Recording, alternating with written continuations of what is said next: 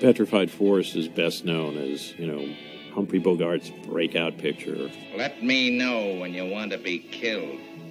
Petrified Forest was really the turning point in Bogart's career. It's 1936. He's 37 years old. He's had really a failed career in movies to this point. He's done a dozen forgettable movies. He had this burning desire to be a leading man. He was stuck in character parts.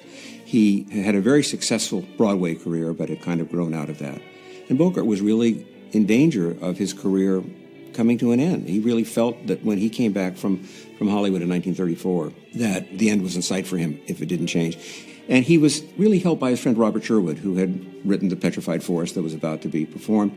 What really makes Petrified Forest work is its fidelity to the stage play, but also the chemistry between Bogart and Leslie Howard. Playing such contrary types, very different characters. John Dillinger, the famous gangster of the era, escaped from prison, which gave an air to the production that here's Bogart as Mantee playing the escaped killer. And Bogart really kind of drew on Dillinger for this. He studied the way Dillinger walked and the way that he moved. He worked really hard on creating the Duke Mantee persona on stage, and then he fought for the role to get the film role. It was Howard who provided the next great turning point for Bogart, because he insisted that Bogart play Mantee when it was made into a movie by Warner Brothers. Leslie Howard controlled the film rights. Warner Brothers wanted to cast someone else besides Bogart. Leslie Howard refused to do the film unless they cast Bogart, who had been on the stage with him in the same play. Howard really did make his career. He allowed Bogart to have the chance. When Bogart's second child was born, she was named Leslie after Leslie Howard. It's nice to know that people behaved very honorably, and other people appreciated that. And Bogart never forgot what he owed to Leslie Howard. Bogart was brought out to California. He was guaranteed 3 weeks' work and a guaranteed lower berth on the train, on the Pullman car, round trip. That's how much faith they had of him at the time. He knew that he had to make it now. He knows he has one last chance. And he said to a friend at the time, he says, if I don't make it now, I'm never going to make it. This is really my last chance. And one of the things that's immediately clear, almost from the first time you see Bogart in film, is here's a different kind of villain, different kind of gangster, different kind of bad guy. Jimmy Cagney was the wise-cracking gangster. They did a poll, I think, at the time, and Cagney was the toughest. Robinson was the most lovable. And Bogart, he was the mean one. Bogart was remote. There was a haunted sort of look on his face. Come here. Well, so we meet again. Sit down, pal. Down there. Bogart plays it very morose, very cynical. You're frightened by it. You're worried for him. Wait a minute. So here's this desperado who's kind of having his own last chance, fueled, I think, in part by Bogart's understanding of it, at least being able to identify that in the character as what's happening with him at the time. So it adds an extra poignancy to it, and it also gave you a sense of how much Bogart was able to bring his experience to bear on what he did. Ruby, go on out to the car and tell Slim to come in and get his supper. Tell him to bring in that sack of smoke and the road map. And you stay there and keep awake. Of course, one of the great things of the movies is suddenly you have this 40-foot-high close-up of somebody, and Bogart's face was a roadmap of that. I mean, it was a face of experience. It was a face of life. It was a face of someone who had seen a lot of darkness. And that projected wonderfully. Quietly crazy, so to speak. He doesn't move much in the film. He sits down a lot, but he kind of radiates this menace. Sit down, pal. Now, what do you care whether I sit or stand? What can I do to assail your superiority? I got to think about my health, pal. It played to all of his physical and acting strengths, and it was not lost on anyone. Hal Wallace, who was in charge of production at Warner's and really viewed every frame of A films that were made, was impressed right from the start. Within a few days of filming beginning, it was clear around the law, the word was getting out, that really something extraordinary was happening over on the set, that Bogart was the perfect kind of menacing character to play this. And the film is such a wonderful medium anyway, that you could really, even more than on the stage, it captured the haunted look in his eyes, the desperation sometimes, the meanness that could come through. And Bogart, in a sense, got a chance to define the American gangster as opposed to the immigrant gangster. He's a real old-time desperado. Gangsters is foreigners, and he's an American. Wait till the sheriff finds out he's here, and we'll see some real killing. What you have in Petrified Forest, unlike the other gangster films, is that you have this cafe in the desert. Is the West. I mean, the West is always a great place for reinvention, for adventure, for something new. It's something away from where we are. Yeah, away from the cities. The whole thing has a kind of allegorical, the Death Valley and the Western myth and part of the West Coast thing, A lot of people go crazy about this desert when they see it. They seem to think it's full of mystery and haunted and all that. Here he is in the Arizona desert, and one of the interesting things is that there's all sorts of learned commentary you can make about the symbolism behind it of a petrified society, of the intellectuals that Leslie Howard plays in this effete sort of guy who suddenly realizes that his time has passed and that society has turned into this ossified stone. I'm planning to be buried in the Petrified Forest. I've been evolving a theory about that would interest you. It's the graveyard of the civilization that shot from under us, the world of outmoded ideas. There are so many dead stumps in the desert. That's where I belong. This intellectual, played by Leslie Howard, can recognize merit in the gangster Duke Mantee. You're the last great apostle of rugged individualism.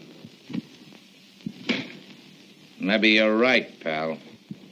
Oh, I'm eternally right. But what good does it do me? These gangsters were basically individualists. They're trying to rise above, and they suffer from hubris. It coincided with the kind of gritty films that they were making, that the cult of the gangster in the 1930s came back. There had been all of the outlaws who were so popular in the dime novels in the Old West. Now, suddenly there was a reinvention of this in people like John Dillinger, who are these murdering creeps, these thugs, and yet there's a public fascination with them. This is an impressive spectacle, Gabrielle. The United States of America versus Duke Mantee. So there's something tremendously exciting about this, even if it does mean you're dead in the end. They're doomed to fail, at least under the production code, and in real life they generally failed. But they gave a great show while they were there. You folks better lie down. Get down, all of you, close together in the middle. Watch them, Slim. Okay, Duke, where's that light switch? Right over there, right behind that door. Turn them out, Jackie.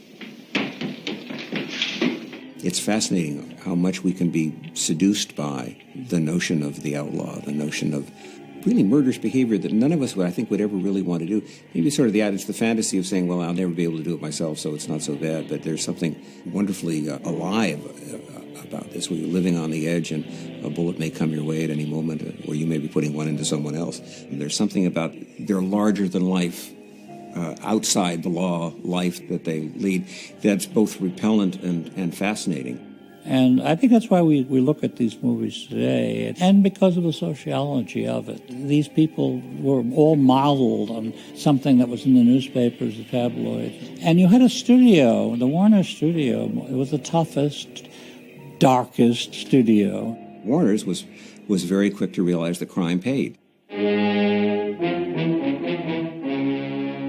Warner's, more than anybody of any of the major studios, really took its films from the social fabric of the day. And there was a very specific look to the film. Hal Wallace, who was really, I think, a genius, he was always saying, it's too brightly lit. We want sketchy light. Give me shadows.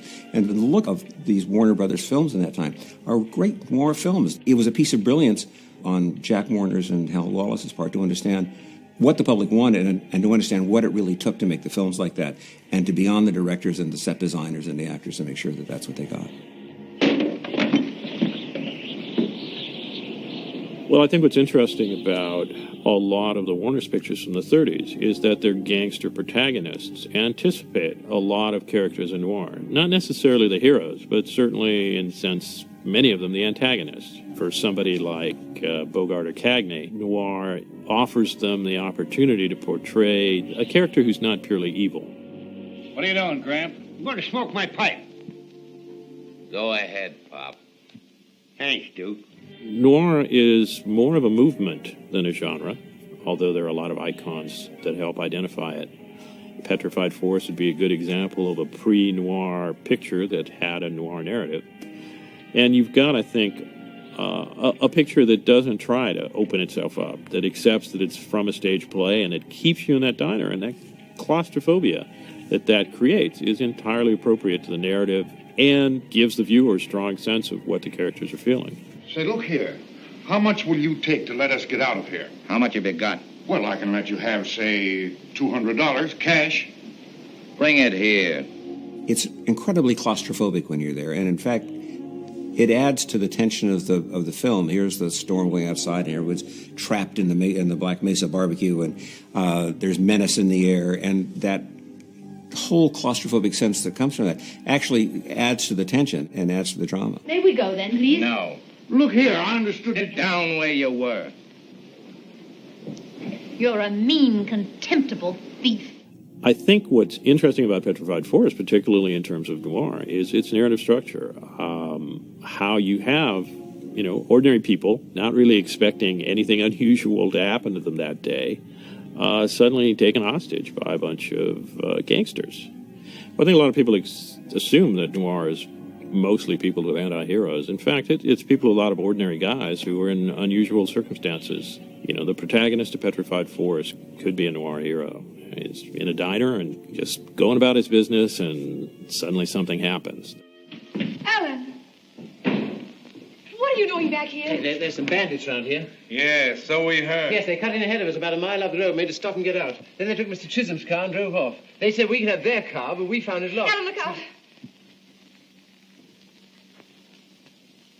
So Leslie Howard, as the protagonist of Petrified Forest, in a sense, he's a little too long-suffering and self-sacrificing. Clearly what he arranges at the end, mortgaging his life so that Betty Davis can have a shot at getting what she wants. Dad, somebody! Come here, quick! They were right, Gabrielle. The stars, I mean. I had to come all this way to find a reason. The Duke understood what it was I wanted. It's a little melodramatic, but nonetheless, in the context of the time and in the context of a character that anticipates a lot of noir protagonists, it's pretty effective. What was astonishing is that at a time when, especially in the Depression era, you always looked for the happy ending. That here was a film that was relentlessly downbeat. Mantee escapes. Leslie Howard dies in the arms of Betty Davis. This great tearjerker, and yet the audiences absolutely loved it. To be safe, Warner and Wallace made Leslie Howard film a happy ending against his better judgment. But when they tested it, it was clear that stick with the play. The play got you here. It was a huge hit on Broadway. It was the talk of the country. It's going to be wonderful in this film, and it's going to work. And of course, it did. We'll bury him out there in the Petrified Forest. What? That's what he said he wanted. Sure. That's what he said. Wow. Oh, well, maybe his next of kin will have something to say about that. In the end, Warner Brothers took, in a sense, they took something of a chance. The film went over its 5-week intended shoot time by a week or two. Cost the studio much more money than they planned on. And yet the response to it was so great that in the end, Warner and Wallace had to be happy. It was not only a critical success with every kind of reviewer, the most highbrow to the most popular, but also with audiences. It's a film that resonated and was great for Warner Brothers as a studio to have done it. In the end, it was great for a lot of people, not least Bogart. As one of the reviewers said, the entire film was just, it had one-word description of the film, which was class.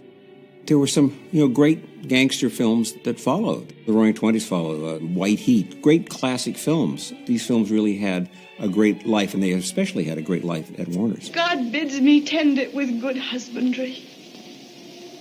This is the end for which we twain are met.